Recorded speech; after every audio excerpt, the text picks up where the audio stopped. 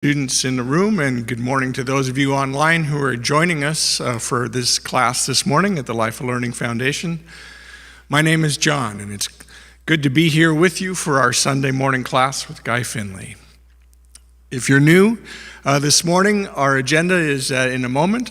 Guy will present a talk that lasts about 60 minutes on the topic that you see below you on your screen. And then after he is finished, we will take a short break of about 5 minutes or so, and then come back for a question and answer period, a discussion in which the students in the room and those of you online, you can also join the discussion, talk directly to Guy, ask him questions and share impressions about your own inner work. And so that particular part of our class will last until about 11 o'clock. And then we like to keep the cameras rolling, and we have a further question and answer period in which the students in the room can engage in a dialogue with Guy, and you are welcome to stay and participate in all of it. So before we continue, I just want to let you know also that if you have any technical issues, just use the question box on your GoToWebinar control panel if you're on that forum, or you can send a comment or question in the chat area on Facebook or YouTube, and we will get back to you and we will help you as best as we can. Finally, for the students in the room, just a reminder to check your cell phones if you have one, and just make sure you've turned it off. Guy, would you like me to read the key lesson this morning? Yep. All right. Here is our topic and key lesson this morning, everyone. The topic is "End the Great Tempest and Torment of Living in the Past." And our key lesson is as follows. Nothing in the universe can make you relive some painful moment from your past as long as you choose to live in the self-renewing awareness that no old dark thought has the power to define you, let alone drag you down.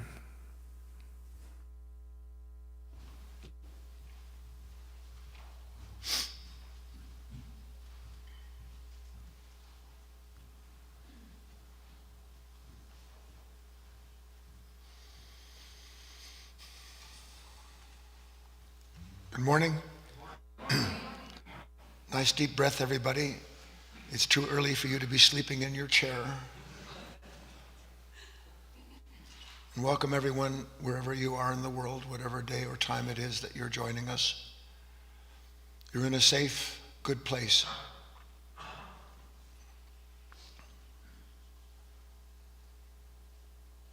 We're going to look at something, as we always work to do,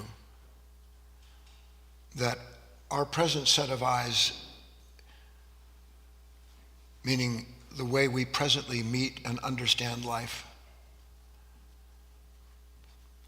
are yet to see. The whole of your work as a human being, in one respect, has nothing to do with any organization, any teaching, any social or political group, or for that matter, even with other human beings that you're around, although all of the aforementioned have a place and play a part in your discovery. And what is the discovery that this work is about? It is about your willingness to take part in a revelation of yourself that never stops. When I was a boy, I used to love going to the beach and digging a hole somewhat back from the water, but not in the dry sand, because I was endlessly fascinated with how once the hole had been dug to a certain place where the water came up, I didn't have to dig anymore. It would just collapse in on itself and get bigger. Do you remember anything like that?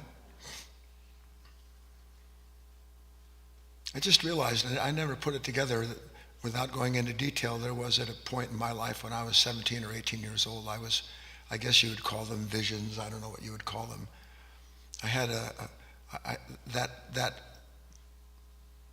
that principle unfolded in a timeless way before my eyes never really put together the fascination. You know, so many things that you are interested in when you're growing up that unfortunately get taken over by this world and by the ambition that is sown into you.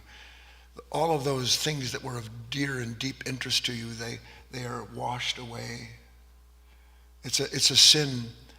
It is the sin of our fathers. It is the consciousness of this planet that has created conditions under which it's almost impossible for a man or a woman to regain the love that they come into this life with, that makes it possible for them to be united with something that by the very relationship not only reveals them but releases them from all of their former misunderstanding. So what we're going to look at today is going to require your attention. I have some simple examples. I'm going to go through them. I might bring you into the talk as we do on Wednesdays. We'll see what happens, see how it goes with what I want to show you. But I want to begin with a simple idea, somewhat simple.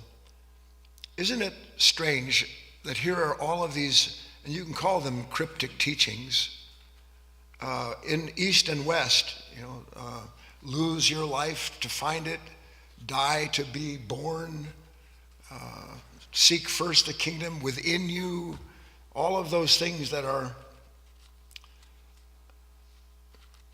almost impossible to understand given the consciousness that they fall on. And that's because the teachings, all true teachings, East and West, are not intended to fall upon who you have been.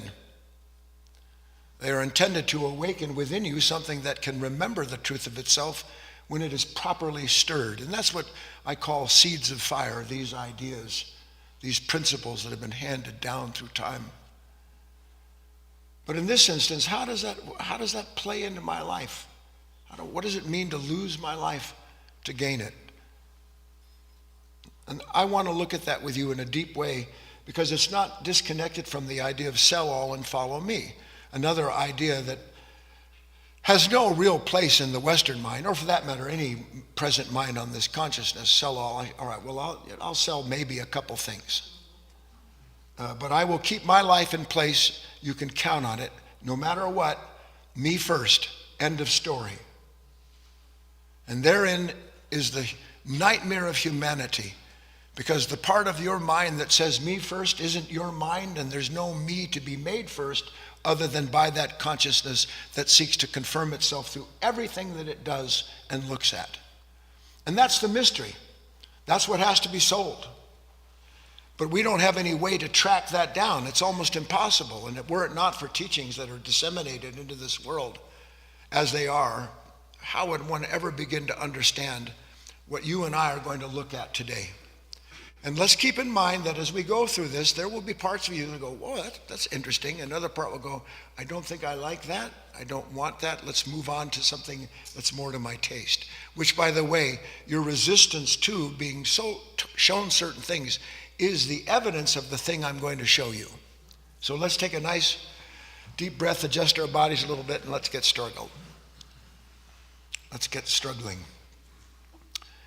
If you had to guess, what would you think would be the one thing your whole life that is the basis of everything that causes you to struggle with everything you've struggled with? If you had to guess one thing, what would it be? And I'll just throw it out there in case anybody has and I would add, despite the millennia of struggling for and from this one thing that has proven to change nothing, what would you say is that one thing that is underlying your struggle with everything, every moment of your life?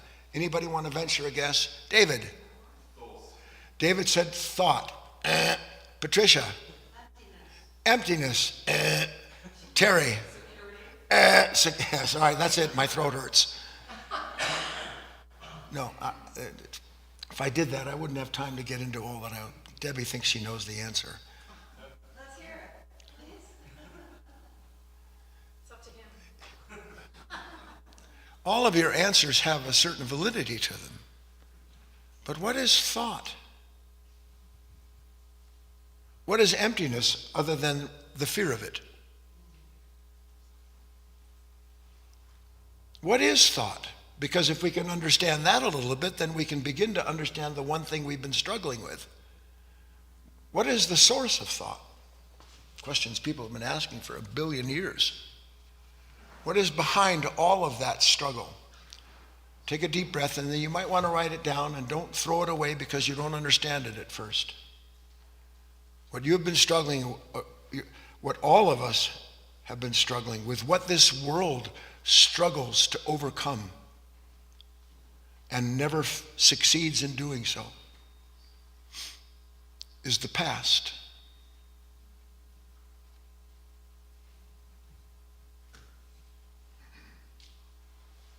See, thought is the past, David. Emptiness doesn't exist except for a past that says it knows what fullness is. And if you look at this with me, and I'll help you understand, the word the past is meaningless. Oh, the past. Now I've got something new to drop in a conversation at a cocktail party. The past, the limitation of it, the struggle inherent in it, does not exist without the particular sense of self that defines and confines it accordingly. So you cannot separate the past from the level of consciousness that derives its identity from it. And there is no past outside of a consciousness that derives its identity from it. Yes, things happened. The words that I spoke 2 minutes ago have already moved out into space. But I have no struggle with the words I spoke. But do I struggle to speak words because I want to be understood? And if I want to be understood, what am I struggling with other than something in me that feels, unless I am approved of, then I'm not succeeding? That's the past, isn't it? How many of you can see that with me? So when we say the past is what we struggle with, what we're struggling with is something that lives in this consciousness, that is a part of it, and that has been reimagined and reincarnated endlessly through it. We speak of the past that cannot be separated from the person whose life, whose desires, whose ends and aims are all connected to that time when that particular identity was formulated and became constructed. Do you understand? I can think back in my own life, perhaps you can. One that always comes to me, and I don't know why, it must have been one of the most traumatic, although, well, no, I can think of other traumatic moments. I was paralyzed and other stuff, but remember the first time you lost someone you loved? Not physically, someone betrayed you. Do you remember anything like that? The residue of that moment lives on forever, it seems. One always has a certain trepidation in trusting someone fully. What do you think the nature of your fear is when it comes to giving yourself to another human being, other than I don't want to be hurt again like that? Yes or no? That's the past, isn't it?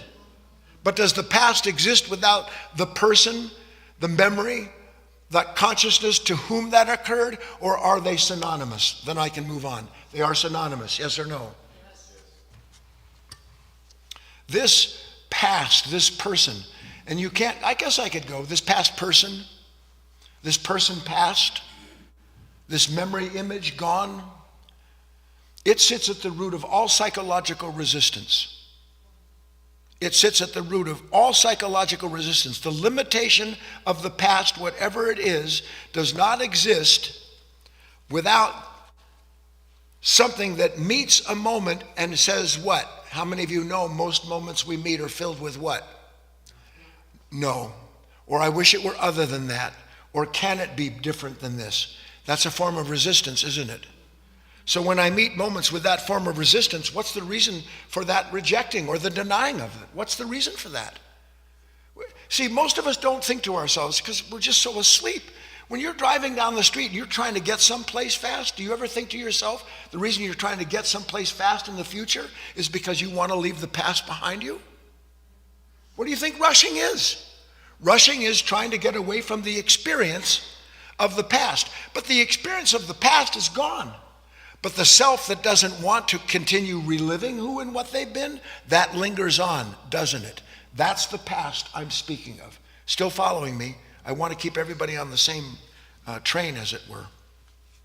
Can I have an unwanted moment without coming into that moment wanting it to be other than it unfolded? Can I have an unwanted moment without coming into that moment with an idea a belief or opinion, a demand actually, on how that moment should be? Or is the unwanted moment because something in me meets it not wanting what it didn't expect? Follow?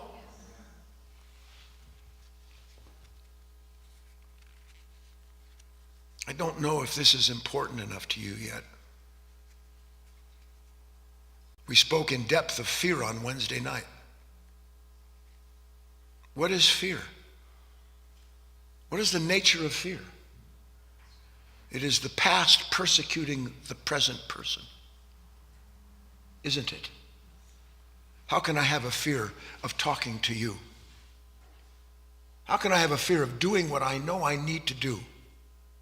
How can I have a fear of enabling another person? How is that possible? Unless I come into that moment already attached to, identified, and dependent upon a particular sense of I that believes unless everything lines up and it doesn't rock the boat, that ship will sink and I'll go down with it.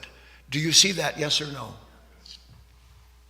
So the conflict does not exist apart from the past. The conflict with the moment does not exist apart from the past. How many of you have conflict with people? It's like a joke, isn't it? Why do I have painful conflict with any other human being? Please, I'm asking you briefly. Why? You are not acting the way I want you to act. You are not who you should be in this moment. And by the way, the only way I know that is I came into this moment already knowing the way you should be, how you should treat me. I came into it knowing that. Haven't you ever been amazed you can meet somebody and instantaneously start judging them? What do you think that's about? That's a deeper effect of the past. Because we come into this life with certain preferences. Our essence is of a certain ilk. And so there are natural likes and not likes connected to that essence. That essence is intended, by the way, to transcend. So that you never meet a person that you don't love. But not love like, I love you. Love in the sense of we are in this moment together and the relationship can be used to further that which brings us together for the sake of that love. Do you understand? So every moment has in it a consciousness that responds to the world around it through something that in that consciousness, however it came to pass, is the content of something that once was. And what once was cannot deal with what is because what is threatens what was. Do you understand that? So every time that happens, we meet a moment we don't want. Moving along now. What's the first thing that takes place in this mind? David said thought. What would you agree? What's the first thing that takes place in this mind when we meet a moment that we don't want? What's the first thing that happens in you when something happens you don't want? Well, resistance, of course. That's what it means to not want it. And I'm trying to show you that the resistance was built into that consciousness before the moment came to reveal it. Before the moment came to reveal it. That's an act of grace. The moment that you say no is the moment to which must be surrendered because you're being shown something about a resistant, past-dominated person that is being asked to see that so that they might transcend that in themselves, not by fighting with it, but by realizing that as long as they live from that past, they will be persecuted by it. I'm going to show all this to you. So what happens? Thought, reaction, all that stuff. But what is all that doing? What is all that reaction? What is my reaction in that moment giving me to do? What's it giving me to do? Basically, fix it. Yes or no? Basically, I have to fix this moment because why? It's not how I want it. So in order to fix the moment I don't want, I have to come up with a new want. Another want. Please tell me you're following me. So that this moment that is unwanted, that I sit and I try to figure out what do I do with it, I'm meeting it because in that moment this consciousness is bifurcated. I am someone who simultaneously came in not knowing that I have all of these preferences, opinions, beliefs, all these demands I meet every moment with, And that when I meet those moments and the demands, the preferences, the beliefs are challenged, then that consciousness does the one thing that it knows how to do in that moment, which is to deny this and then affirm that through what it imagines will liberate it from its pain. Yes? Now, where does that consciousness get what it wants that it uses to affirm itself in that moment? From where does that consciousness bring up the new material to release it from the material it doesn't want? Where does it get it? In case you didn't hear it, from the past. So I meet the moment, I'm troubled with it, not because the moment itself is troubling, it's an act of grace coming to show me something that I don't know, that I might be further perfected through that illumination. And when the past meets the present, and the past goes, no, I don't want that, this is a punishment, it turns to the very consciousness that's punished in that moment by its own preferences prior to that moment. Did I lose you? So what is this binary solution that this divided, first of all, that you understand the consciousness is dual. It's binary at its lowest level. It's fallen. That's what it means to be fallen, divided. And so its solution, because it is divided, is to do what? To do something that is divided. What can a divided consciousness do other than do something that's divided? I'm asking you to see. Look, I know this. I want you to see it. So the only thing a divided consciousness can do is divide things further. And how does that consciousness divide things further? This is so slippery. It is slippery. The binary action of a divided consciousness is wanting and not wanting. Never seeing that what I want now will be the source of what I don't want. It'll become the new demand and expectation that's not met. Or that what I don't want gives rise to what I do. And what I do want is to get rid of what I don't want. But what I want doesn't exist without the past rejecting the moment. So I'm inside of this labyrinth, like I spoke to you about at one point, and I'm wandering around hoping to find the exit, when with everything that mind does, it adds another layer of complication to the labyrinth it can't escape. Do you see it? Are you ready for a nap? Some of you look ready for a nap. That's what karma is. Karma is the ceaseless activity of a mind trying to escape the past, so that with every action it takes, it produces some new energetic form that, because it is an incomplete form, will have to be met by something that wants to complete it. And until all is completed in this consciousness, the karma remains, and not as a punishment. I'm going to give a talk on karma, I think, next Sunday. Don't you wonder how it is that, how many of you struggle with like a gazillion things, and you still have a gazillion plus one things to struggle with? It's like, it's mind-blowing, isn't it? I've been to so many repair shops and I'm still a wreck.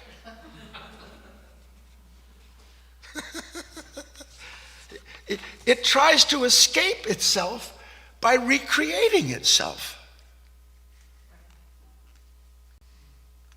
Now that should be enough in itself, shouldn't it? Maybe I could end there. If I actually saw that, wouldn't my mind naturally, in the moment where this thing starts getting busy, not wanting, not wanting, in the moment I actually caught that, what would happen?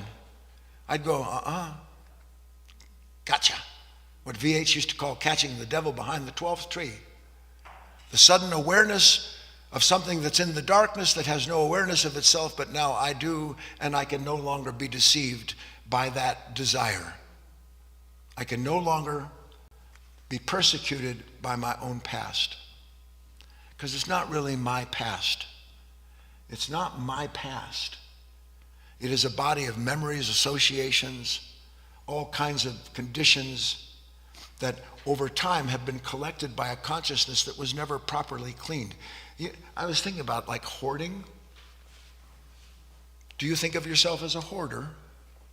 Do you? Some of you can't even bear to watch some of those TVs. This consciousness hoards memory, hoards its convictions, hoards its beliefs. It hoards them. And you know why it hoards them?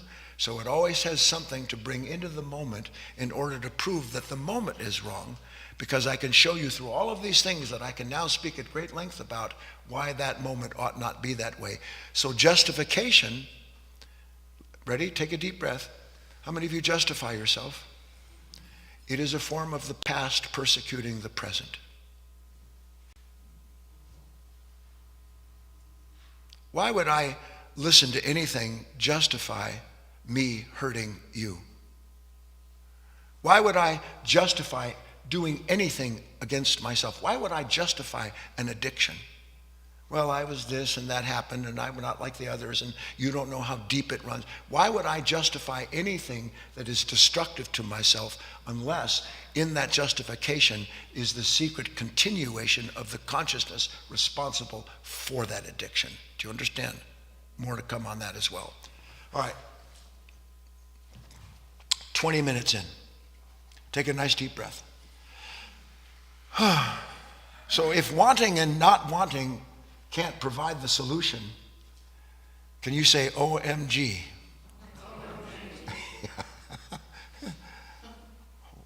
What do you mean? How else do I deal with what I don't want? I don't want this experience of myself. I don't want the experience of you. The minute I don't want the experience of something, it's because I want something else, isn't it? What else is there besides wanting and not wanting? Keeping in mind, remember, there's always context. Keeping in mind, we in this room and hopefully you joining here, we are interested in whether or not there is a life outside of passing time. Whether there is something that is divine and holy, that is whole and complete, whether there's the possibility of a man or woman in this life while they're in this body entering into another world. That's what I'm here for. And if all of that I'm describing is the antithesis of that, how can I enter into a new world when I'm forever building the next mansion of misery by the next thing I'm going to be identified and attached to? Do you understand that? So what other solution is there besides want and not want? Particularly with all the actions that we know that basically it's just one desire replacing another, all born out of the same consciousness seeking to escape itself. What other solutions are there? David? Seeing. Good answer. I won't turn over the card. But you don't get what's behind the curtain either, David. You have to open the curtain. What's the solution? It can be said in some ways that no one will ever say to you what the solution is. It is impossible. There is the need at some point for something that cannot be degenerated into the next desire, that cannot bring you to another point of pain because you thought it was going to save you. But the bottom line is, to use the words as best I can, the solution is that I have to have new eyes. I have to be able to see what I have never been able to see is true. Now, how would it even occur to me that I need to see what I have never seen before as true? How would that even occur to me? How could that thought, that wish, that need, how could that ever occur? What David said, how could the idea of seeing ever take place in the human mind?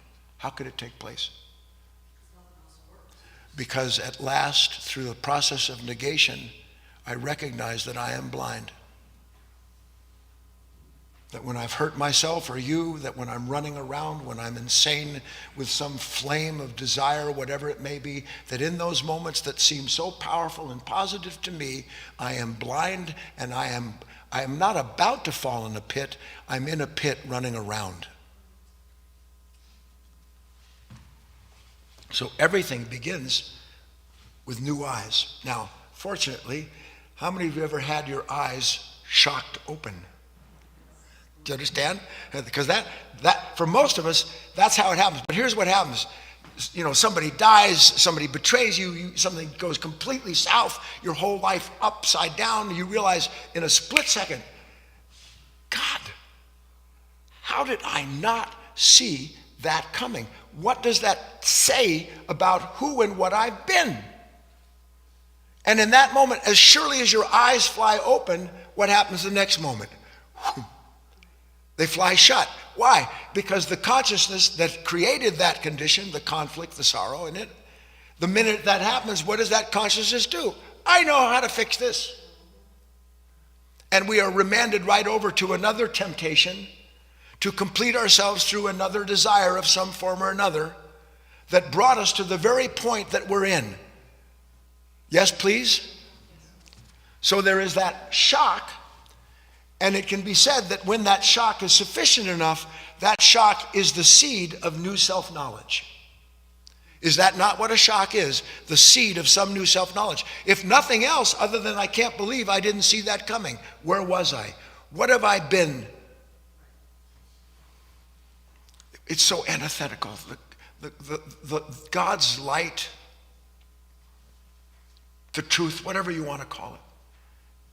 It is so antithetical to the past, to the person. Because for you and I, the last thing we want is to be knocked flat on our back by the shock of seeing something about ourselves. That is yes or no? The last thing that I want. It must be the first thing that you want.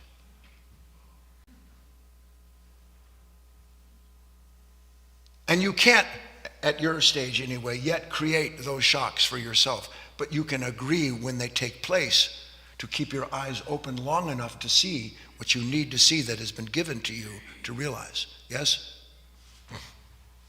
So what is the nature of this seeing, of this shock? Two things at once. Take a nice deep breath, another transition. First, I would say to you, if we have seen what is true about what we have described, can we agree we've seen something that's true? Can we see that consciousness, this divided mind, can you see that it is, for all intents and purposes, the root of all addiction? Can you see that? The root of addiction. What is addiction other than I want something to make up for something? Isn't that where addiction starts? No matter how subtle it is, I want something to make up for something. I take the drink, I take the drug, I'm addicted to money, I'm addicted to people's approval. It makes no difference what the addiction is. The addiction always begins with me trying to make up for some sense of inadequacy that I have. Yes or no? Critical, you're on board. So that nature, if we see the truth of it, then whatever solution it offers in any given moment, can it be separated from the consciousness that's responsible for that very sense of inadequacy? Please, it's impossible. Do you understand? I act against myself without knowing it because I think that what I want is going to free me from what I don't want. What I don't want is to be like this. What I don't want is the world to be this way. It doesn't matter what the not want is. It gives rise to the want. When I have the want, I can't have the want and the new desire without some form of attachment to it. This is the noble truth, the Four Noble Truths. Life is suffering, not that life itself is suffering, but this consciousness cannot help but desire that which it believes will free it. And the more it tries to attach itself to what will free it, the more dependent it comes. The more dependent, the more fearful it is. And the more fearful it is, the more it tries to save itself from its fears. That is a cycle of addiction. Yes, please?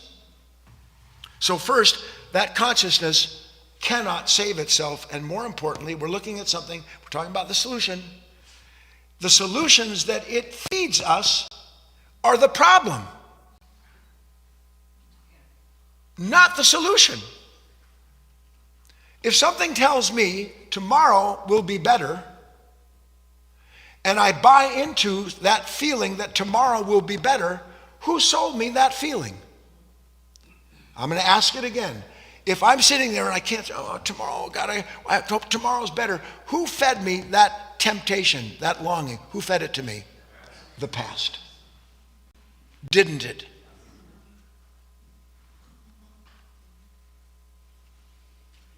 Sit up, Debbie. So if the solutions that I have are the problem, now where am I? What am I left with? What happens if I understand I'm sitting at home, I'm talking to somebody on the phone, I get an email, and all of a sudden, and when what follows the, what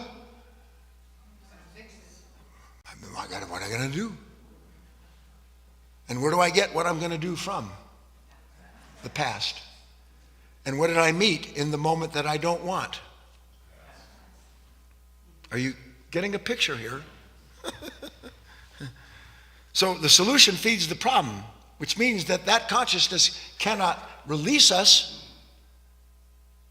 It's reincarnating itself, and we're the instrument of its continuation, which is why these problems never go away. See, one day you have to think to yourself, I've been struggling, and if we had time, we'd do this. I've been struggling with certain things my whole life. How many of you have been struggling with certain things your whole life? And what is it, at a certain point, when you've struggled with something long enough, you don't even need to start struggling. You start to feel the struggle, and immediately you're discounting it. You're dismissing it. You don't even think about it anymore. How do I stop struggling? I just refuse to go back into that struggle, which is resisting, isn't it? And what is it that resists the recurrence of that struggle? That doesn't want to struggle because I shouldn't have to. Please try to see all this with me. So if all that's true that I'm describing to you, that somehow within the awakening of this higher consciousness is what? If everything I've described is true, within the awakening of that awareness is what? Hold on. The next leg of the journey. Because the next leg of the journey isn't, what am I going to do? Sorry. The next leg of the journey is not what I'm going to do, because all I know to do is what I'm given to do that I want. The next leg of the journey has to be without me.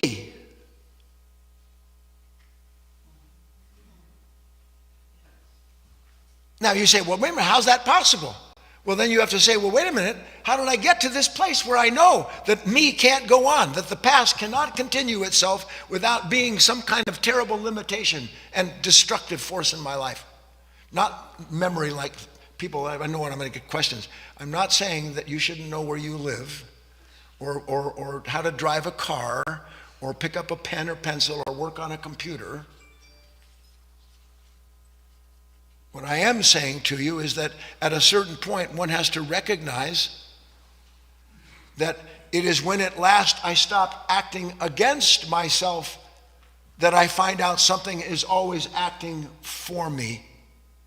And that if I'm on board with what is acting for me, to reveal this. See, we don't want to know that we act against ourselves, because we don't know what to do with that. How many of you're aware at some point, aren't you? You act against yourself.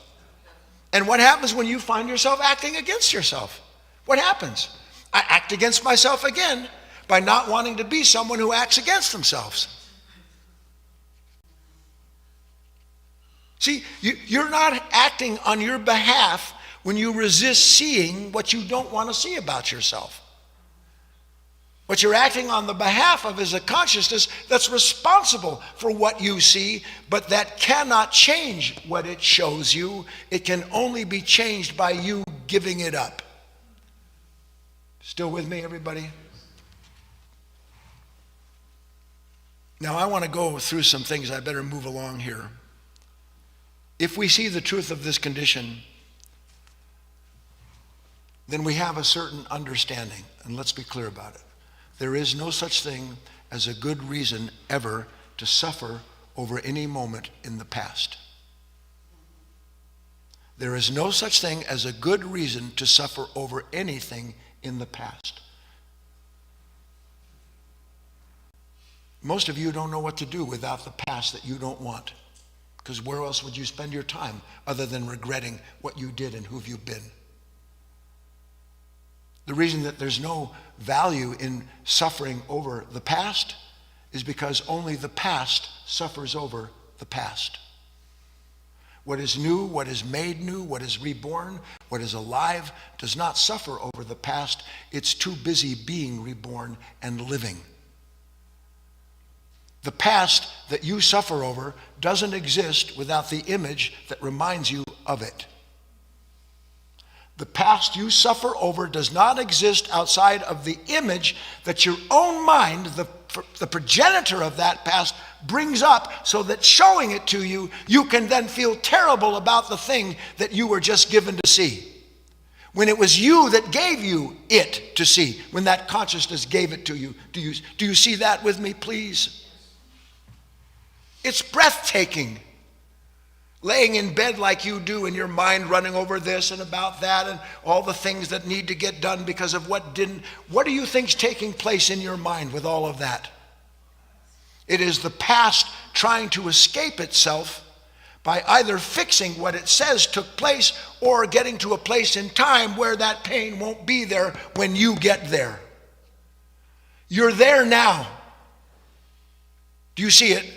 That's where I am right now. I am right where this consciousness, meaning my experience of the moment, cannot be separated from where this consciousness has brought itself to.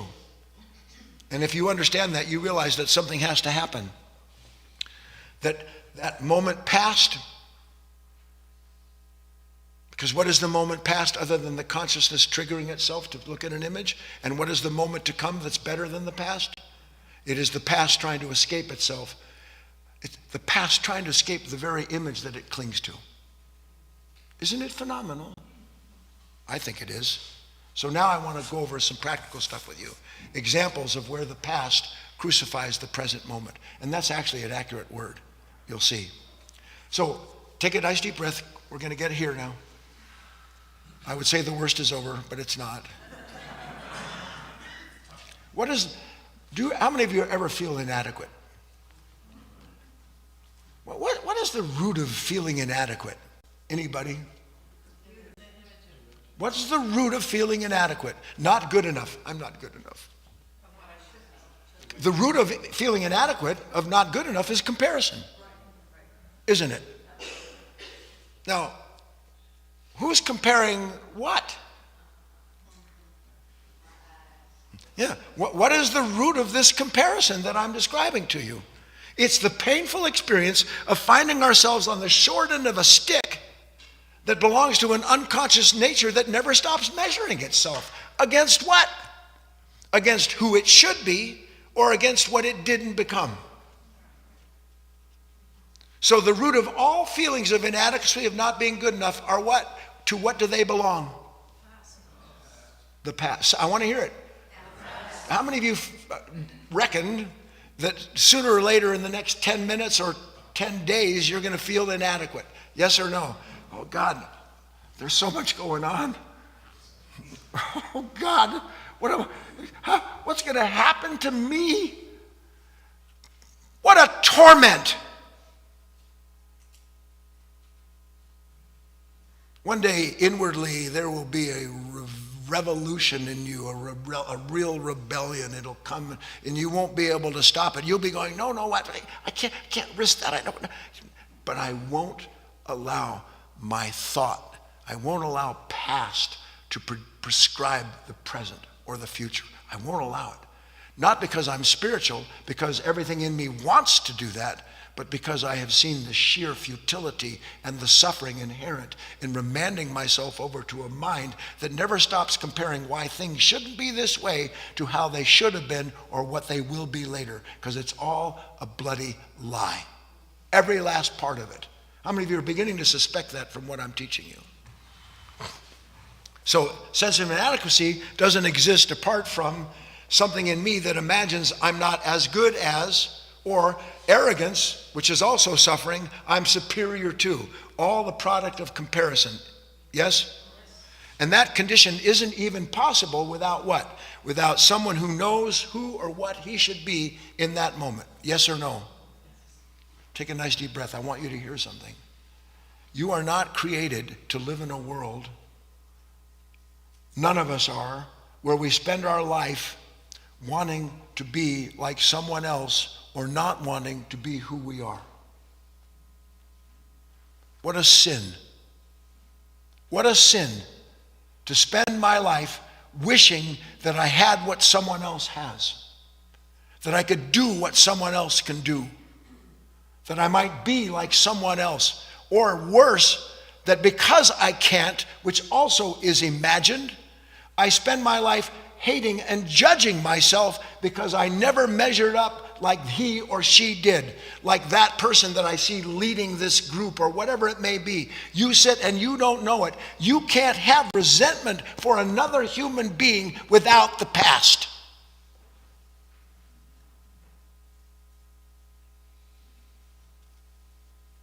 How many of you have an enemy? Get them up. And a moment in your past that you don't want can be an enemy too, can't it? A habit that I have can be my enemy. You can't have an enemy without the past. You can't. Show me my enemy. What you'll show me is something that you say exists as a pain to you.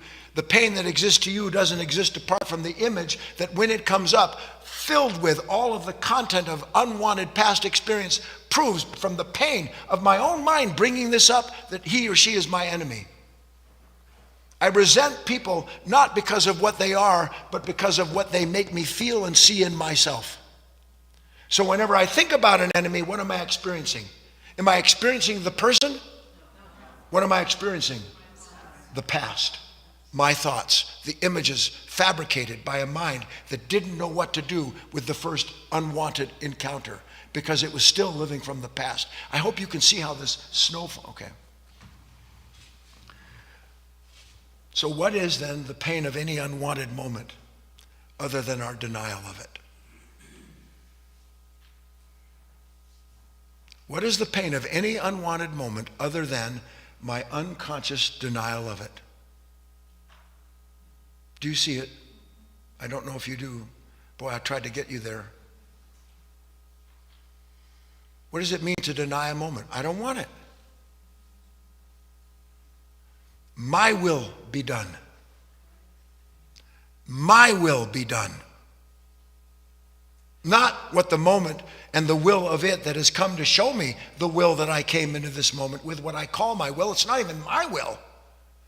If we all have the same consciousness and it all wills the same thing, which is the continuity of itself, then is it my consciousness or is it a fallen consciousness that all of us are within without knowing we're within it?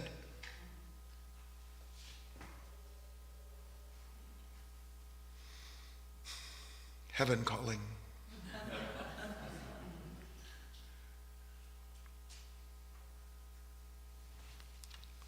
So what have we looked at? Because we need to move on now. We've looked at several examples, haven't we, of where the past persecutes the present. Please. Take a deep breath.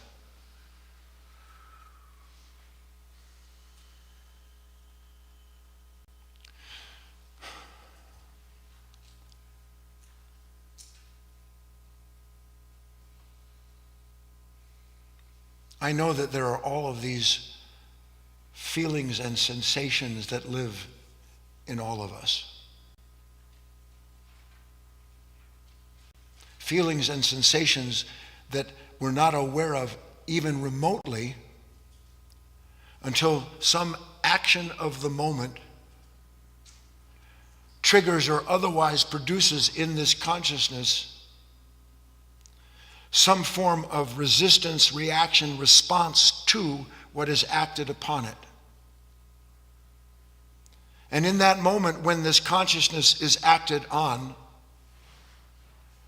the only way we know presently to live is to allow the reaction to bring up the sensations, the feelings, the constituent content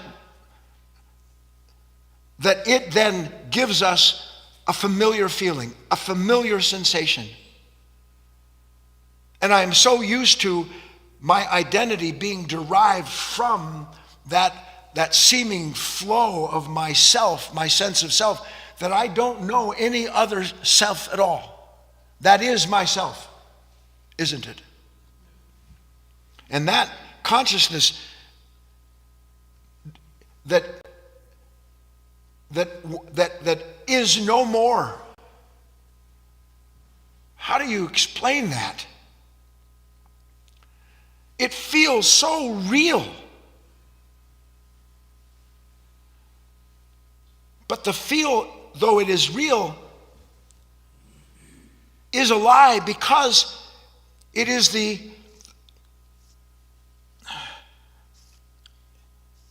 stirring of the content of the past. It is a consciousness that is suddenly moved and doesn't want to know why it was moved without being able to answer the movement with something that will restore it. And it brings up and calls upon all that is old and dead and dying. This is hard. Why do you think Christ said, "Let the dead bury the dead"? What was he talking about? He was saying that humanity lives from a state of constant self-stimulation, born of a consciousness that keeps creating everything in its own image, so that any moment that doesn't match what it wants it to be, it simply denies it and replaces that moment with what it wants. And then it takes the feeling of what it wants and the satisfaction in that as being the proof that it's actually dealt with that moment. And it didn't deal with anything. What it did was deliver you and I into the hands of something that does not know what it does to itself, let alone to us.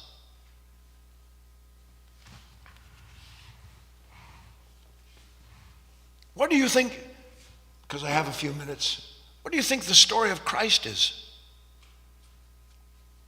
Do you think that happened 2,000 years ago and that was it?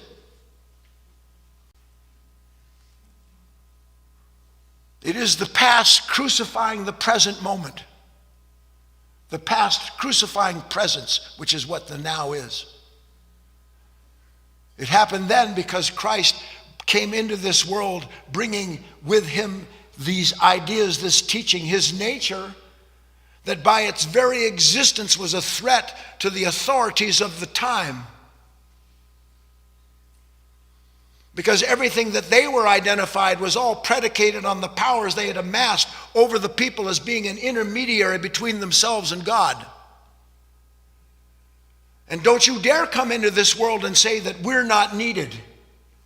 Don't you dare say that the church is where a piece of wood is split or a stone is overturned. Don't you dare imply in any way whatsoever that it isn't law that rules, but love over law. Don't you dare say that, because that's who and what we are. That's how we have our authority. We know the law.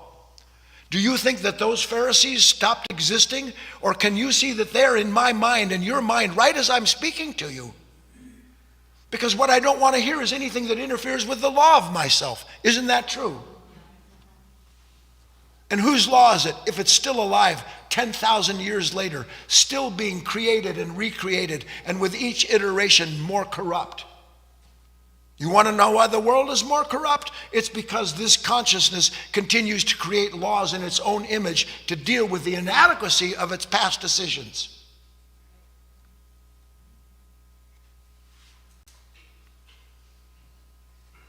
If you will, repeat after me.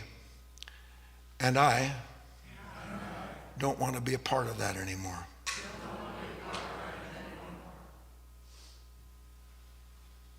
But of myself, I can't part ways.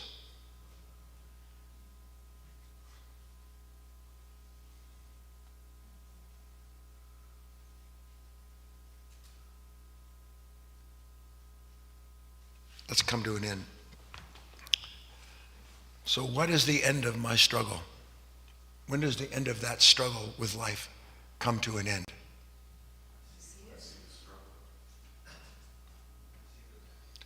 When I finally come to an end of identifying with the consciousness that produces the struggle. That's when the struggle ends, when I'm no longer its instrument. Can you make that leap with me? I am the instrument of struggle when the past tells me how to repair the future. Aren't I? I am the struggle when I don't want to be the way I am. even though it seems like that's the most intelligent thing to do. I am the struggle, am I not? And whose struggle am I? The past.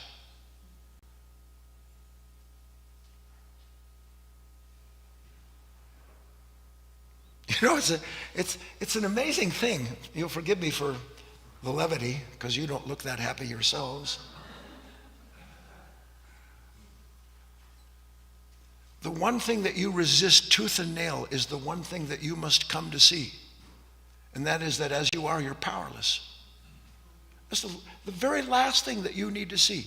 And no one can prove to you you're powerless. In fact, most people really, I remember the first time that thought even crossed my mind, you can't do anything, you're this, I thought, well, you don't know who you're talking to. I remember it, pure as day.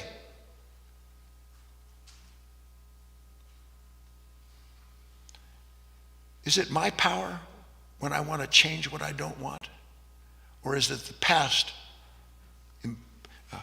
imposing itself on me and giving me the power, the justification, its will to do what it will have done so that it can finally rest again in its dream?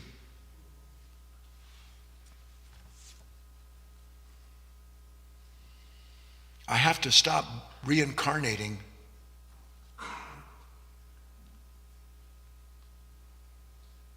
I was going to say myself, this mind, but it would all be redundant.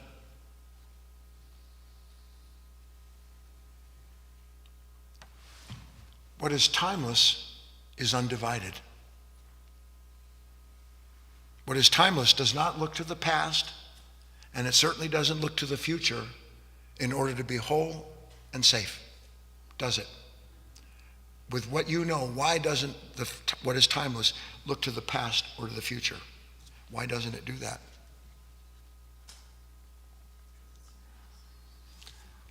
Because it's never old.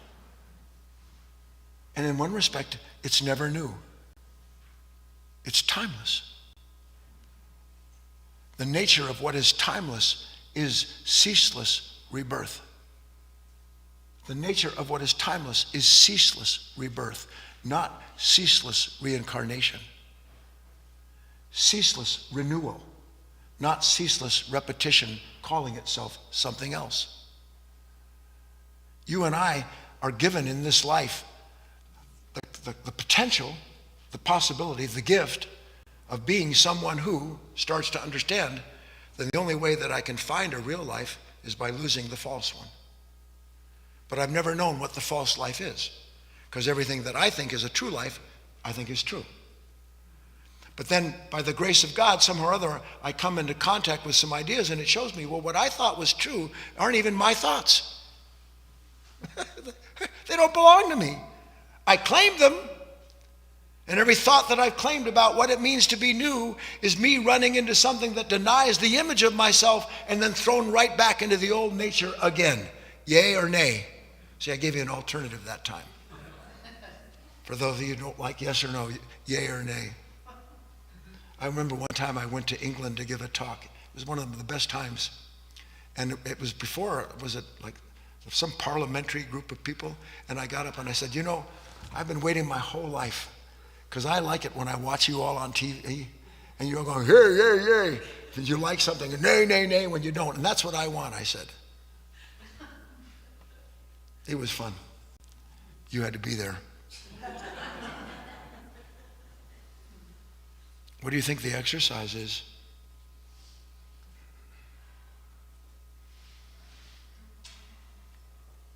I pray that you don't ask me what it means,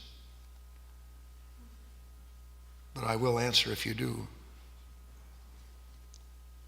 I have to die to the past.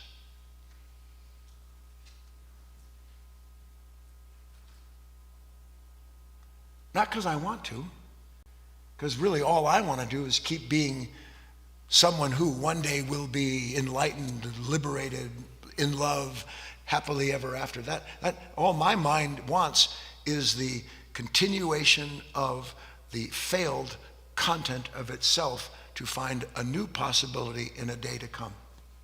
or just live in constant regret about all the things that I missed out on, and life did this, and I never got that, and my brother got a shake eye, all that. It's just crud. It is. It's a kind of dross. Honest to God, this is the problem. You know that the idea of polishing the mirror, parting the veils, all that business, it's all describing what the light of awareness begins to do in this consciousness, which is to remove the coating of thought. Remove the coating of the past, because that's what it is. So that I'm never here.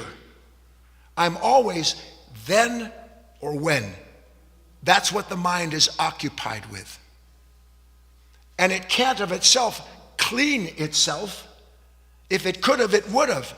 But it requires that mind, this consciousness, being awakened to a certain extent where it begins to realize, you know what? If I'm in pain, there's only one reason I'm suffering.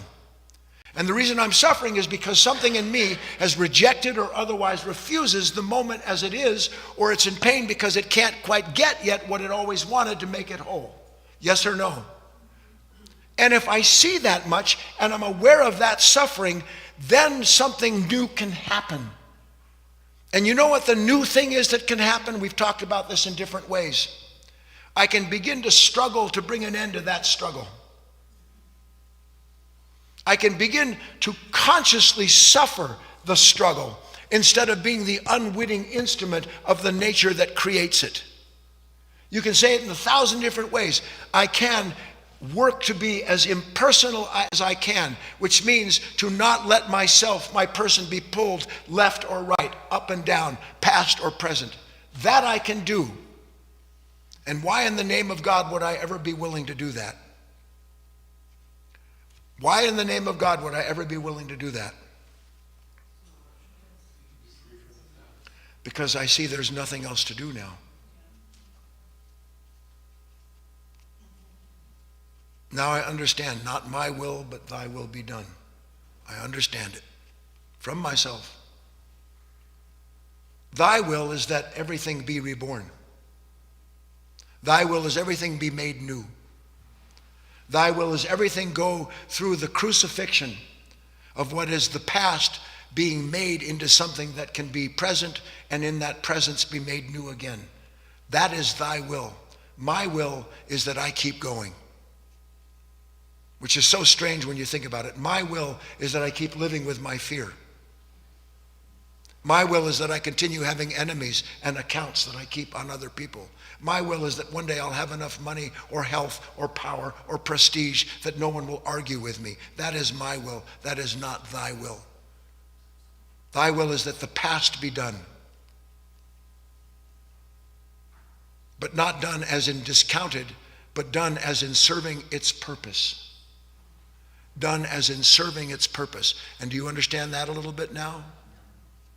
There was a key lesson when we run the pictures before the talk, and I caught it with the corner of my eye.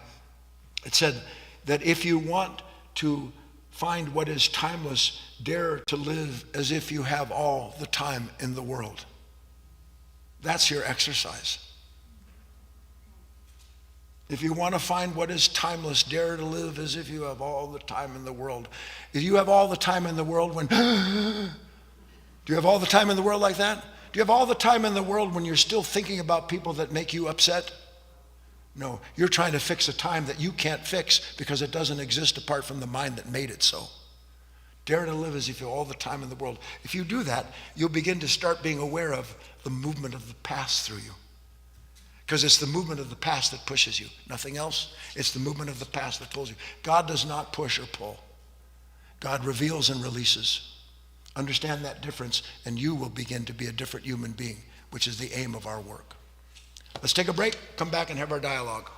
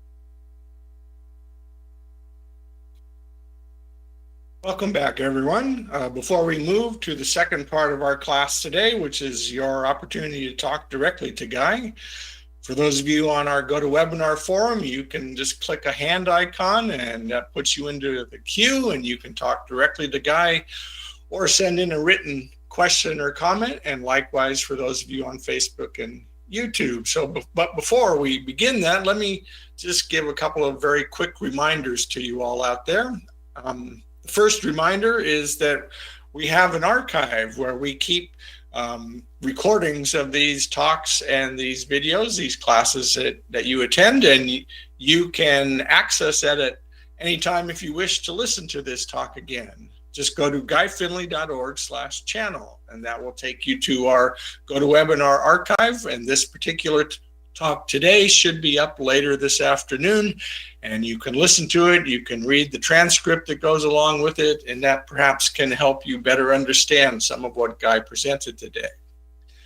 The second reminder is of an offer that we've been making this month and will continue to make till the end of the month, I believe, and that is a special package of some conversations. We call them 3 conversations with Guy, and these particular audio files are of 3 of Guy's best interviews from the past, and we have collected them, put them together in a package with a transcript, and they are available to you if you make a donation of $10 or more. And so just go to guyfinley.org/package, and you'll find out more information on how you can get immediate access to them. They are a very different kind of material that we've presented before, so we hope that you'll consider taking advantage of that. All right, let's return back to the main room and see if Guy is ready to begin our question and answer period. Hello, Guy. Are you ready to get started? Yes, John. All right. I have Stephen in the queue right away, so we'll get started with Stephen. Okay. Hello, Stephen. You're on. Hello, Guy. Hello, everyone. Hello, Stephen, from everyone. I appreciate this so much, and I just every week, every talk, I can't thank you enough, because I just feel a little deeper understanding, and I'm starting to realize that the questions don't matter. When I started out and my parents got sick, the question hit me of what happens when I get sick, and it plagued me ever since. And at first it was a plague, and then it turned into a curiosity. And now it's something that I realize more and more, the questions don't matter so much as the consciousness that's trying to lure me in. And I can't thank you enough for the difference it's making. And even when it feels tough, even when you get a little sucked in, it's less and less, and I don't know. It just feels like I'm starting to understand what you've been sharing, and I just thank you for that. I'm glad, Stephen.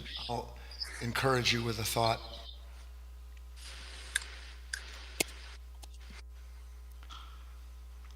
In one respect, every moment of creation is the result of a disparity, a difference between what is timeless and what is in time, between what is active and what is passive. Every moment, creation itself is the result of the marriage of opposites, and the marriage of the opposites, before they are married, there is a disparity between them, a difference, an inequality.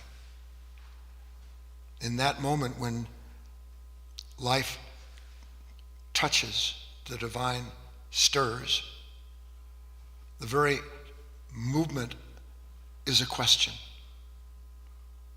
The very movement is a disturbance. The past is disturbed. Now, when the past is disturbed the way we are, that consciousness then answers the disturbance. As you are intended to be, as we are all intended, as we awaken, we realize that in the moment of that disparity, in the moment of that question, in the very moment of the arrival of that desire, it is resolved. The answer is in the question. Life seems to be asking us questions. It is not asking us questions. It never stops revealing answers that are part of our release. Let's go on.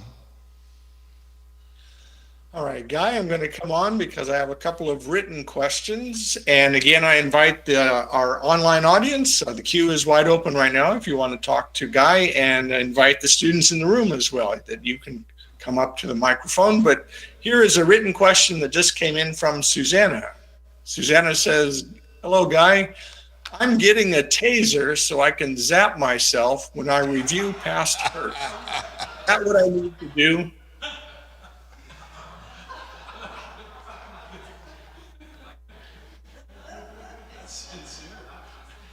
And will you buy 42 for the rest of the... No, Susanna, I know you're being facetious. I'll share a little thought with you. I love the game of golf. And over the years, my consistent practice of imperfection has produced a body that is stuck in the past. It resists anything other than the movements it knows and that it protects itself through. So laughingly, from time to time, I have asked individuals, I've said, probably what I need to do is buy myself one of those shock collars they put on dogs. And every time I step out of the swing, that all you have to do is just hit that shock thing. But the problem is that won't work. Do you know why that won't work? Well, not only will you live in mortal fear of swinging,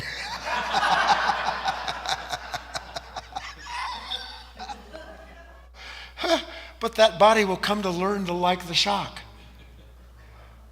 It won't learn.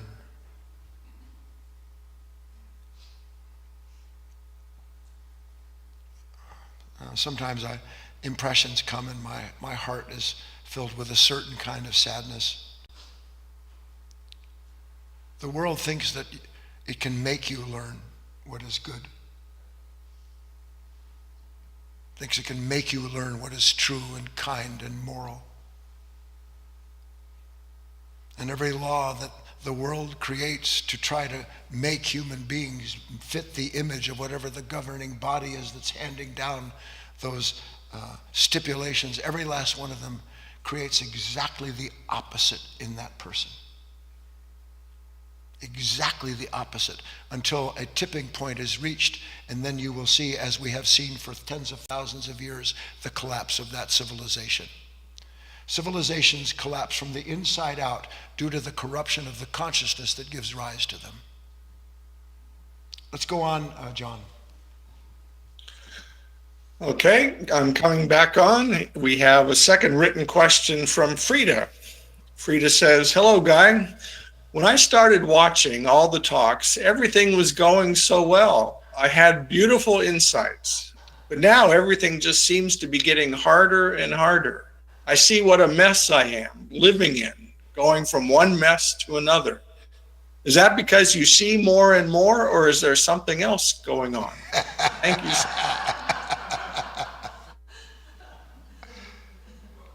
God bless you.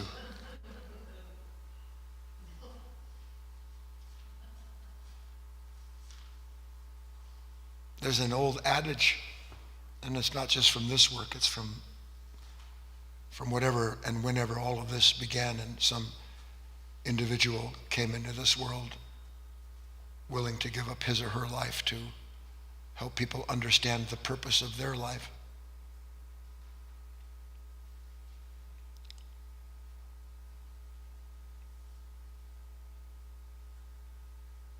The old adage has to do with this idea of people want to be reborn, but they don't want to die. And that there's an order to it. And that before the required awakening that leads to a living relationship with the present moment, free of the past and the present. Before that can happen, a person has to wake up to the fact that the past persecutes the present. So what you're beginning to see, Frida, is what has been there in the dark. I think it's glorious because, when I began all of this, before I was a teenager, I couldn't stand the word God. The word Christ gave me chills because I had been brought up in a certain way, and because there is an innate arrogance in humanity. So the idea of need, I am all that I need. And the world validates that, depending on the child you were. Some children get beat up all the time. Some children are told that they're the second coming. It's all the same. A conditioned mind is a conditioned mind. But then you start the real holy scripture, not a book, the real holy writing, the real living word. It opens. Then when it opens, you realize that you have always been the book. No one will ever know something that you aren't given to know, ever. Christ himself said that, by the way, as did Buddha. The light dwelleth in the darkness, Frida, and the darkness comprehendeth it not. That's what you're experiencing. Suddenly the darkness is starting to comprehendeth that it's not what it's told you it is, and you having been identified with all of that all these years, now you're beginning to have a little shake-up. Use the shake-up to wake up, Frida. Learn to welcome it. And here's a little hint. When you go to bed at night, make this little prayer. Please, God, no matter how much I protest, continue to show me everything that I don't want to see.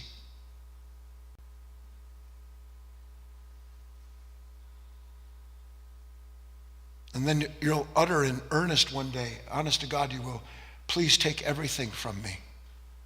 If that's what's required for me to have a deeper relationship with what is divine, I beg of you, take everything from me that is keeping me from that. That'll be a song in your heart. You won't have to say it. And then you'll live that. You'll live that. So that even when you have the reaction, because the past doesn't just go away, Frida. The pain of all that resistance, all that attachment and dependency, the body doesn't just go away. The body itself, an addiction, the body actually becomes addicted to stuff. It's what's the word I want? Homeostasis. Its balance depends upon an imbalance. So if the body can become dependent on an imbalance to keep itself balanced, how much more than the psychology that brought that about? So all of a sudden, I'm beginning to see the imbalance. And what does that consciousness tell me when I start to see the imbalance? It starts saying, oh my God, you're losing balance. No, I'm not losing balance. I'm finally being shown how unbalanced I am. Okay, Frida, over to you, John. All right, Guy. Again, our queue is wide open right now, but I do have a written question or comment that came in from Gary, a viewer on YouTube. So I'll share that with you. All right. Gary says, what's timeless doesn't look to the past or the future, just now, and really not even that, because it's timeless. The past, though, still bothers me from things I didn't do or was afraid to do, thinking if that or if not that. Yeah. The next time, Gary, that you feel that thought come into your mind, I want you to picture someone with a pitchfork stabbing you. Because that's all it is. It's so weird. The mind punishes itself so that it can go please itself with what will release it from the pain it gives itself. It's phenomenal. But to see that, I wrote this earlier and then I took it out because I don't know if I like the English. The jig is up. Jig is up. I see you. Doesn't mean I'm free, but I am free now to see you more clearly. And the more clearly I see you, what am I? The freer I am. Back to you, John. Okay, Guy, that comment from Gary and your response, I think, just triggered another related question that just came in from Isabella. She asks, what would you suggest for a person who understands and sees the pull into unconscious suffering, but who is ready to leave the past behind to enter the new? There is still this feeling or need for survival and the fear of everything falling apart. I know I need to approach this new understanding in life in a different way, but how? Like Stephen, with asking questions? Maybe I just need to let them pass? And there's an addendum from Isabella. May have just answered my question. I used to teach about homeostasis.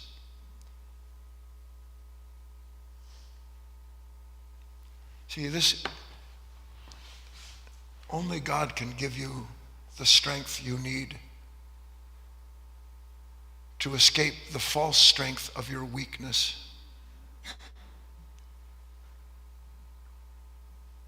It's deep in us. It is deep in us. I think properly, more accurately said, we are deeply steeped in a consciousness that is so thoroughly conditioned that it actually believes that outside of what it knows to do or think about or want, there's no other alternative.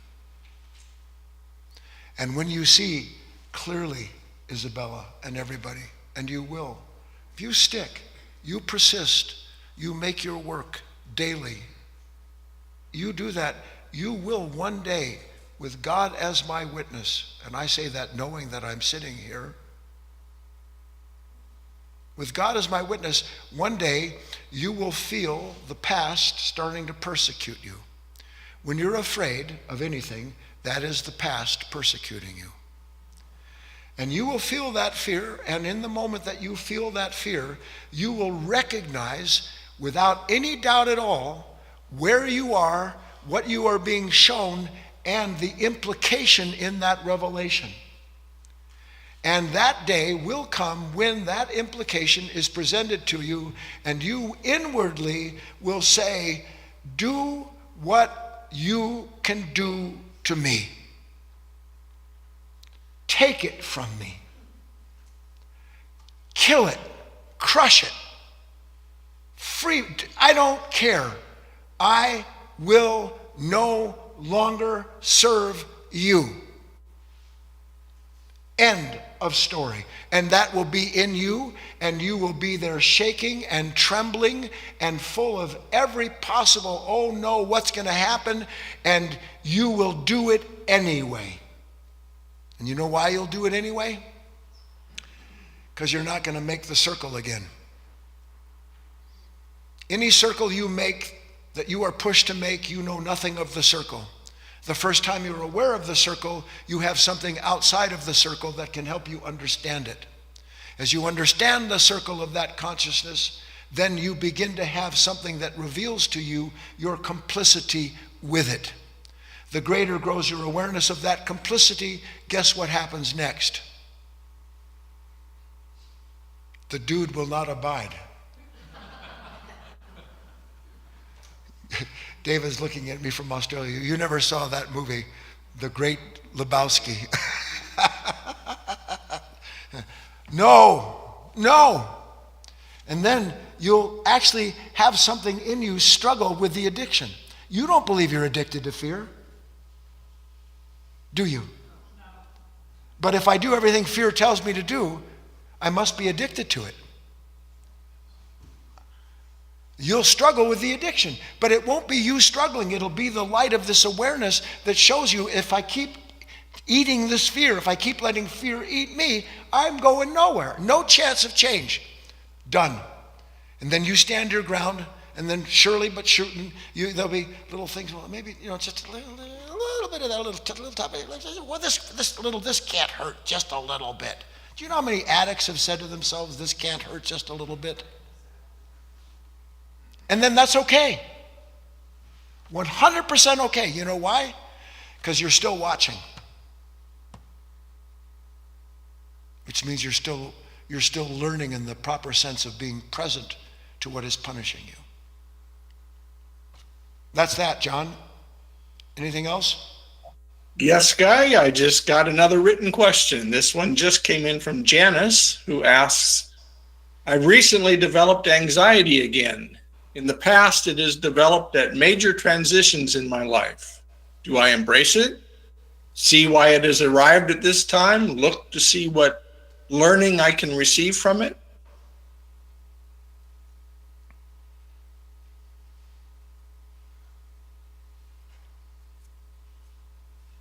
Hi, Janice.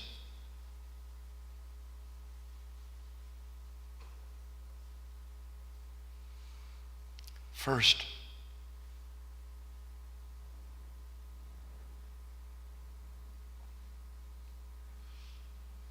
you didn't develop anxiety again. Anxiety that had been buried underneath a host of ideals, images, possessions. It just simply was stirred by a situation that could no longer be reconciled by what you have done to save yourself from it in the past. The beast rears its head again. Next, the beast is never the moment. Janice, the pain is never the moment. The anxiety is never because of the moment. The anxiety is because of the consciousness that creates the moment, wanting or not wanting something from it. That's all anxiety is. Anxiety is the futile attempt to escape what the consciousness creates when it runs into something it doesn't know what to do with and then struggles to find a solution. When you understand that the struggle to find a solution to what you're anxious over has been produced by the consciousness responsible for that anxiety, you will know what to do. And it won't be to do anything that anxiety is telling you. It'll become the observer of it instead of the unwitting servant of it, which everyone is. I hope that helps, Janice, because that is the right answer. Listen to it again, write it down. If you really want to be free of it, live with the new understanding of it. That's where we start. Awareness is very elusive. Real awareness is a form of light. The onset of that light is not light itself.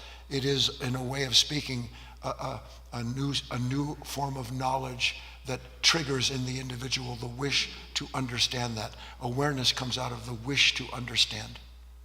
That's what we want. We want to understand instead of being captured all the time by something that says it knows but doesn't. Okay, John.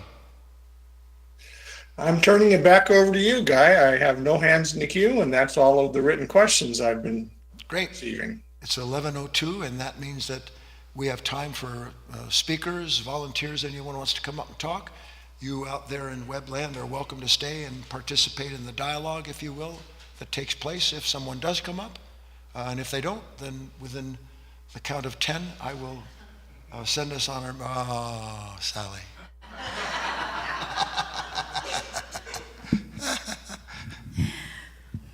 Good morning, everyone. My name is Sally, and I'm going to say what is in me as best I can. I have no guarantees how it's going to shake out here, but I had been contemplating something Guy said in Wednesday's talk, a couple of things. And the first is he says, you cannot separate fear from time, from the past, basically, right? Yep. And that all I know is what fear has told me is true. And that really, really struck me because it made me realize just how much I have been living from fear. And it's something that I recognized when I was much younger and thought I had kind of overcome, but really not. Everything, every opinion I hold, every conclusion I defend, it all comes from fear. And then something else he said today. The root of inadequacy is comparison. Well, in that, all I know, all the knower knows, is what fear has said is true, comes from that comparison. And it struck me that there's no moment of the day that something in me isn't looking, whatever it's looking at, it is automatically, constantly comparing. It never stops. There's always a comparison. Yes. And it's not until something strikes that shows me that I'm in this duality that I even realize it, if I do. Yes. And then in the exercise, to begin to consciously struggle to end the old struggle is how I wrote it. And that I understand that there's nothing else to do. Well, it kind of struck me, it occurred to me then that, wow, that is that's the surrender, and that's where we actually come to a rest. And it's the rest that rest that we look for, I think, that we always seek through using thought. That isn't the real rest. The foxes have their dens, but the Son of Man has no place to rest his head. Do you remember we talked about that? Yes. That's what you're describing. Okay. If my identity is the byproduct of comparison, and it is, and comparison is rooted in separation, and out of that separation, endless fear, then everything that I do that derives my sense of self from that mind, that promises to bring a rest, cannot bring a rest. What it brings is the continuation of itself. That's where surrender takes place. Not because I'm a deeply spiritual person, Right. but because it's clear to me now that my will, what I call my life, what I know, what I act on, everything that my mind is occupied with, belongs to a world that I must find a way to quit. The quit, if you will, the separation is not something done with will, but in seeing the uselessness of what we call our will now. It is fear's will. Yeah? Yes. Okay. Thank you.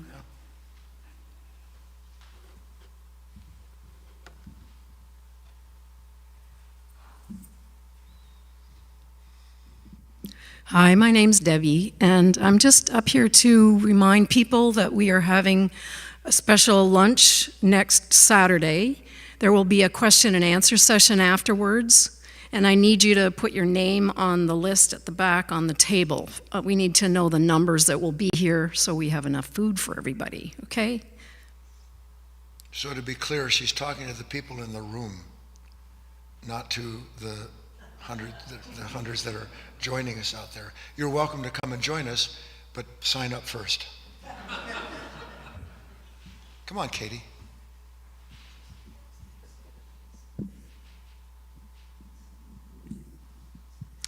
That was great. Phenomenal. Good. Thank you. Yes. I feel like I have a refreshed appreciation for the juggernaut that is this divided nature. And I'm still trying to come up with words to describe how it works, how it spreads itself, how it expands. That's my homework, some of it.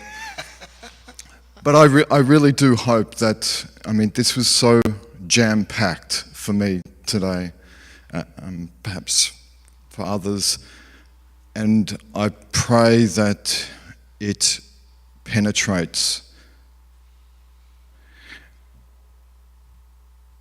Last night, as I was drifting off to sleep, I was present, and it occurred to me, and now I'm questioning this after what you've said today, but it occurred that if I'm not watching the mind, this force of the past, then I'm gone. It's one or the other. You're either aware and watching, or there's it. That's right. Okay, good. That's right. That's what it means to wake up. To wake up is the discovery that I've had this life with all these experiences, but I've never been here. Now I want to be here. As hard as it is to be here, I want to be here. I am. Not I want to be. My name is Kate, and I have two things. First, I'm glad Debbie mentioned that on Saturday we have a work party here and a lunch and a discussion afterwards, because actually for our live streamed audience, we are going to be live streaming that. It will be on Facebook and YouTube. If you want to tune in, you can do that. It's at 1:30 p.m. Pacific, so it'll just be a 45-minute chat, informal discussion, so hope to see you there. And I'll send out reminder emails about it too. And since I'm up here, and I don't really have like I don't see all of this yet, but Guy talked about a little bit about it today, and he mentioned in the last class, he said something like, hang on.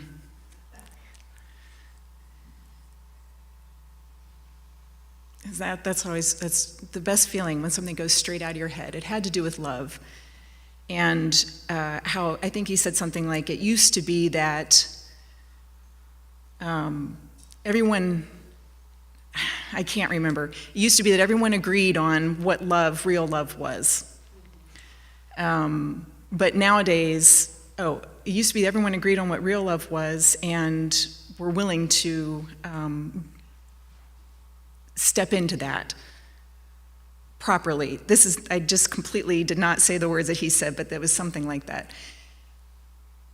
Nowadays, we define love, what love is for ourselves, and then we try to force others to agree with us, and when they don't, we hate them. Really butchered that. And then he mentioned today, you can't legislate love. You can't legislate morality. You can't define what you think it is and try to force others, teach them what that is.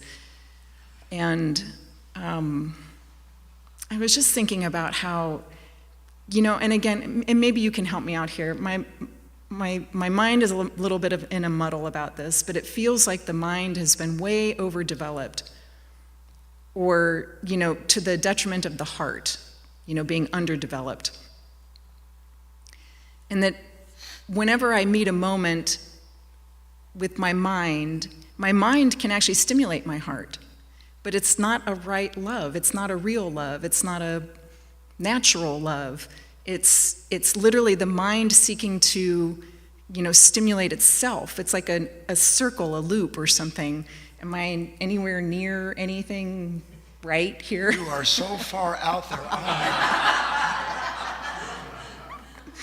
I guess it's just a question. Can you help me, I will. what I'm struggling with?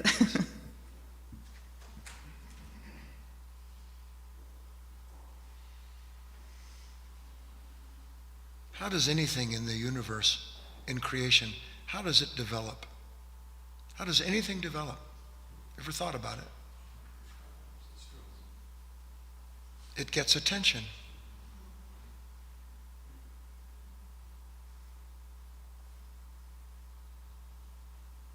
Yesterday, some of the men and I were out. Well, they were playing golf. I don't know what I was doing.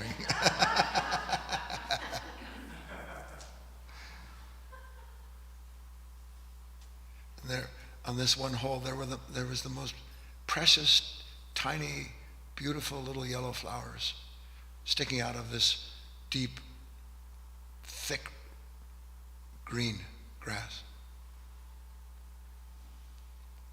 When I see things like that, I'm reminded how things are fractals. You could look up at some point at some beautiful picture that they take of a distant cosmos, and you would see suns of different colors lining up across that universe, and you would see exactly the same thing that you do on Earth. The little yellow flowers in the grass, exactly like the yellow suns spread out across the universe. Exactly the same thing. And by the way, exactly the same feeling in one respect. So I give my attention to that, and it develops something in me. The flowers give their attention to the sun, and they're developed, and the sun attends to the flowers. So what develops in me is what I attend to.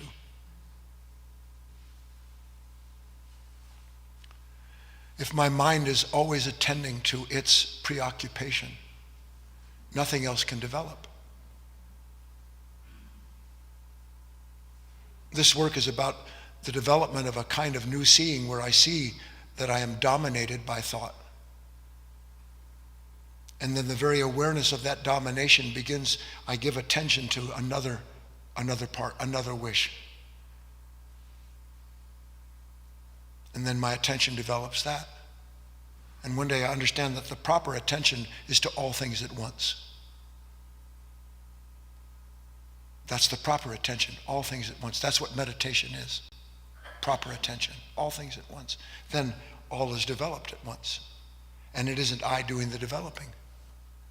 I'm not trying to develop out of a need to make myself, find myself, prove myself. I am developing because in one respect I've realized the futility of how stupid it is to try to develop, that this intellect should be so developed that it outweighs anything.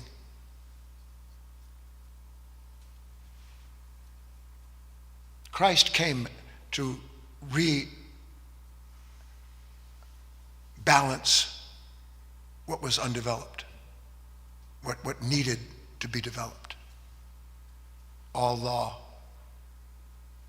then love. Law resists love.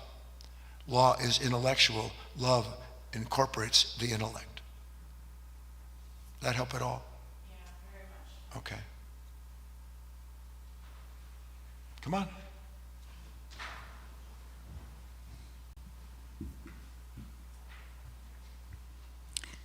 Hello, my name is Ellen.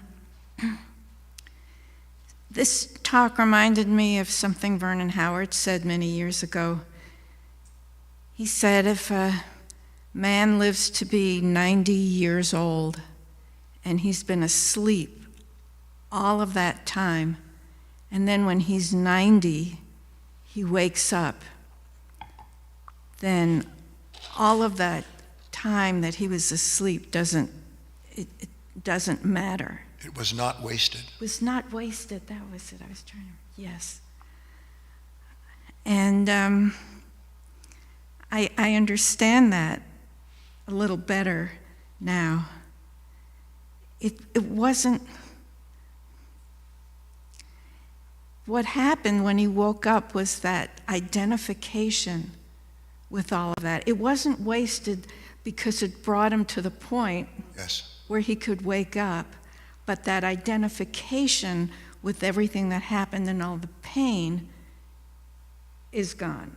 Not the memory is still there, but that identification. His relationship with the moment in which he is being given his life is changed in the moment that he sees all of that. The new relationship gives birth to new possibilities, and he, to use that word, understands he is that new possibility. Mm-hmm. And he gets to do it again.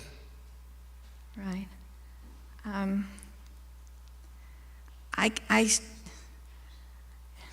I see how much I am identified with the past and how it colors my present and my fear of the future.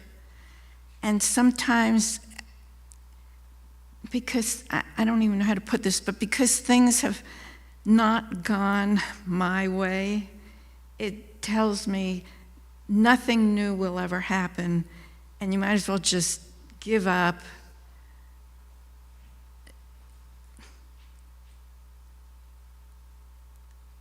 And my heart sang when you said, this moment, the present moment, is always being reborn and always new. And everything that the mind tells us about things will never change, that's the lie being perpetuated. But to be in that the present moment, and it doesn't matter how old you are and what you haven't been. Right now is the moment when everything is new and developing. I'm kind of muddling it up, but... One day, Ellen, and by the way, Frida, one day, all that'll come to torment you again, stick you again, stab you again, punish you again. It'll show up, and you won't be there. Mm-hmm. One day. But you must make that day now.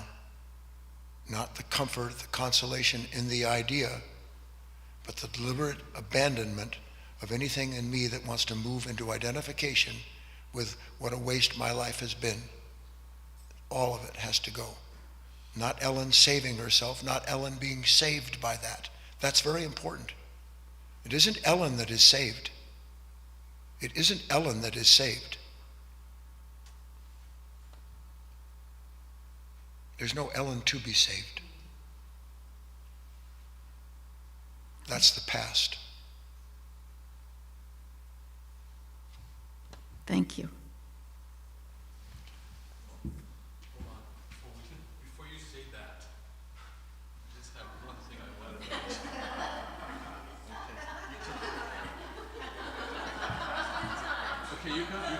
You can raise it. You can put the hand down now. Yes, your screen froze, but didn't stop. Tony!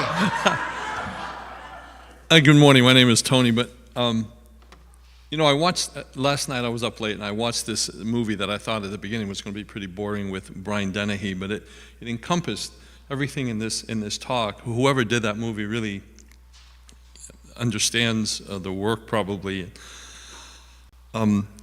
Brian Dennehy stars in it, and he represents the past, really. And now I see that. He represents a person who's aging, and there's a moment, and there's this young boy who him and his mom end up coming. People can't listen to you anymore because they're all going, "What movie, Tony?" You know what? That's the only thing I don't have the name of the movie. Because I was watching it, not really interested in it. And I thought, I'm not going to watch this. This is going to end.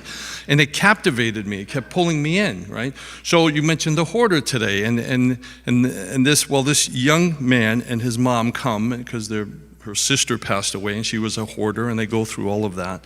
But there's a moment where he's sitting with the young man, and he's expressing his regret about his own life. His wife has passed away, and after she passed, he went through all her stuff and realized that he really didn't pay attention. And he was, she remembered everyone's birthdays and this and that, and he was suffering through this. And he's talking to this young man. And the young man kind of represents the present. He represents the promise of, and as he's saying all of this stuff, he himself reaches a bottoming moment, like he has nothing else to regret. And when I was watching this, I thought, I was identifying with his regrets. I was getting sucked into that myself. The next scene kind of cuts, and it's the end of the movie. And then it's the young man and his friends, these new friends that he's made, are all in the street, and they're all playing. And it's just a wonderful, completely different than the prior moment where he was feeling sorry for himself. So what did all that mean to you, Tony? Since it moved you, obviously. Yes. Well, obviously I saw that. Well, I saw how often Tony has done the same thing. They're regretting this or that or the other thing. And the fact that has nothing to do with reality at all. It really has nothing to do with the present moment. It's being that whole mindset, or whatever you want to call it, it's a consciousness that's being driven for its own reasons, but it doesn't really have an end. There's no end to that. That's exactly right. Yes, and I just want to connect it to something that has absolutely nothing to do with that movie. Very quickly, I suffer over mowing. Okay, Tony suffers over because we got a lot of mowing to do at our house. The other day I was complaining about it. Isn't suffering and moaning the same thing? Yeah, well, mowing, like mowing the lawn, okay? Yeah. All right, so here I'm walking around complaining because I've got to get all this mowing done, and this guy who was working at our house, he was doing some painting, says, "Hey, I heard you complain about the mowing thing." He says, I got a problem. I've got 7 horses, and they need a place to graze. Would you mind very much if I bring these horses over to your house? Immediately I said, no problem, So yesterday I was sitting out there watching this, and I was just watching the horses. They were just running around doing their thing, And it just kind of hit me. It was almost like a moment of meditation. Everything else was quiet. And these animals, they're magnificent when they're running around happy, playing with each other, and they're just having a great time. 1 minute, Tony. I realized that the part of Tony that suffers all the time about anything it's just the part of that isn't present at all, because for everything in this life that we tend to suffer over, just like we said today, it's just our perception about it's the way we see it, the way we expect it should be. Life has already figured it all out. Tony doesn't have to worry about the mowing. He just got to get the horses on the pasture. This talk was very complete, and it just helped me to see that the unnecessary part of my whole existence, of Tony's whole life, is there's nothing to suffer about. There really isn't. Everything is already complete. It's already done. You can say it that way, Tony, but now you must suffer that understanding. It's one thing to say to myself, there's no reason to suffer, and I feel pretty good as I'm saying that. But tomorrow, when there's 7 horses, there'll be 700 flies. Yes. Yes, indeed. I'm telling you, life is exactly that way. And then you'll be sitting there going, I'm watching these flies buzz around, and I'm not enjoying that. Right. Now I got to deal with the guy that I said you could use my pasture. Then he sues you. And then Dana stops making cookies. Yes, no, I see your point. Here. Wayne, are you chomping at the bit? Is that what you're doing? Or are you just standing up? Okay. See everybody Wednesday.